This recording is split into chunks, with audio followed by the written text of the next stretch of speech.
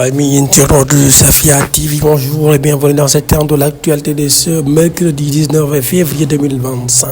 Fête nationale gambienne, Bassirou Diomaye Faye marque sa présence à Banjul. Le président de la République du Sénégal, Bassirou Diomaye Diakhar Faye, s'est rendu ce mardi en Gambie à l'invitation de son frère et homologue, le président Adama Barrow, pour prendre part aux célébrations officielles de la fête nationale gambienne. Le Sénégal et la Gambie entretiennent des relations historiques, culturelles et fraternelles profondes.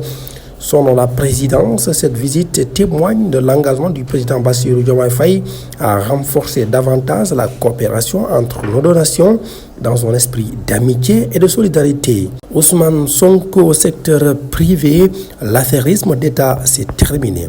Lors de l'ouverture de la 4e édition du Forum de la petite et moyenne entreprise, ce mardi, le Premier ministre s'est adressé au secteur privé national en évoquant la loi sur le patriotisme qui sera soumise dans les prochains jours à l'Assemblée nationale. Ousmane Sonko a réitéré la volonté du gouvernement de soutenir le secteur privé tout en soulignant que ce dernier doit également se montrer à la hauteur des attentes.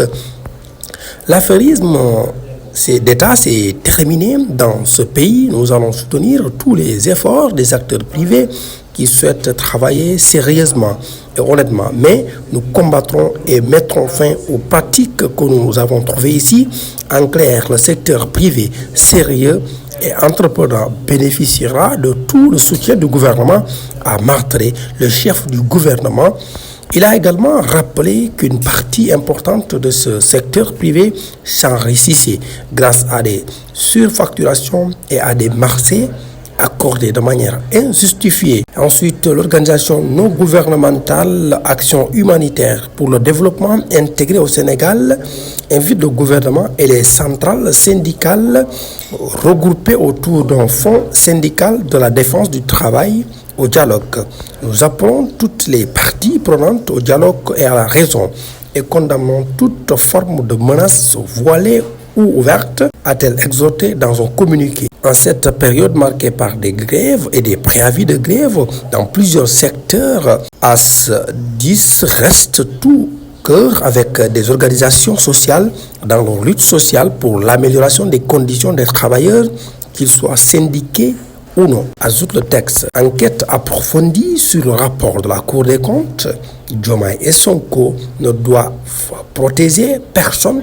D'après Birahim Seck, le coordonnateur du Forum civil réagit sur la publication du rapport de la Cour des comptes sur sa page Facebook. Pour Birahim Seck, qui magnifie cet exercice de transparence du gouvernement, il dit « Rapport constitue un outil citoyen de lutte contre les flux financiers illicite. » Il estime également que le rapport publié le 13 février 2025 n'épargne personne dans la chaîne de responsabilité pour la période de gestion 2019 à mars 2024. Et si un travail complémentaire et approfondi est réalisé par les juridictions compétentes, les résultats peuvent éclabousser des tenants du régime actuel. Birahim Seck demande au président Bassirou Diomaye Faye et son premier ministre à ne protéger personne sur l'enquête. Question d'actualité au gouvernement. Le Premier ministre face aux députés ce vendredi. Et puis la lutte sénégalaise,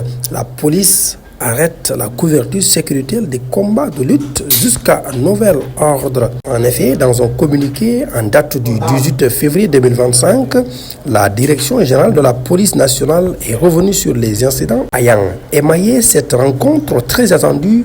De nombreux amateurs ayant acheté leurs billets n'ont pu accéder à l'arène en raison du dépassement de la capacité d'accueil. Pour prévenir tout drame, la police a fermé les portes, une mesure qui n'a pas empêché la situation de dégénérer. Après le verdict du combat Ama Baldé Franc, de violents affrontements ont éclaté, entraînant des actes de vandalisme, des dégradations de biens publics et privés, ainsi que des agressions.